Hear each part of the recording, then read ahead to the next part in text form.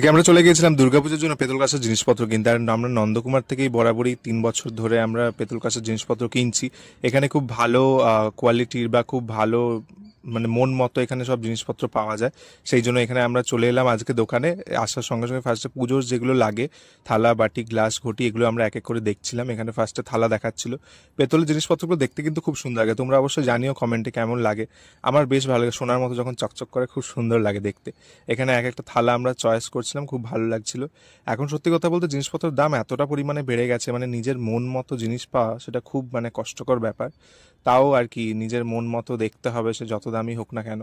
তো এখানে আমরা দেখছিলাম এক এক করে আমাদের আমাদের ঠাকুরের থালা বাটি গ্লাস কুটি এগুলো সব পছন্দ করা হয়ে গেছে। এখন আমাদের বাড়ির কিছু কিছু জিনিসপত্র যেগুলো মানে বলছে, এখানে প্রদীপ একটা দেখছিলাম, আমাদের বাড়ির জন্য প্রদীপ অলরেডি আছে, বাট সেটা একটু প্রবলেম হচ্ছে, সেই জন্য এটা দেখছিলাম। আর এখানে আমরা কিছু পুষ্পপত্র দেখছিলাম, ভোগের থালা দেখছিলাম, কারণ আমাদের ভোগের থালা অনেকগুলোই আছে। তাও যতই মাকে ভোগ দাও না কেন, তাও মনে হয় যেন আরো একটু থালা থাকলে আরো ভালো করে সাজাতে পারতাম, সেই জন্য ভোগের থালাও নিলাম, দেখছিলাম। তারপর মা কিছু কড়াই দেখছিল। তো এগুলো দেখার পর আমাদের কেনাকাটা একদম কমপ্লিট হয়ে গেল, আমাদের দুর্গাপুজো পেতল কাঁসার জিনিসপত্র কেনা হয়ে গেল।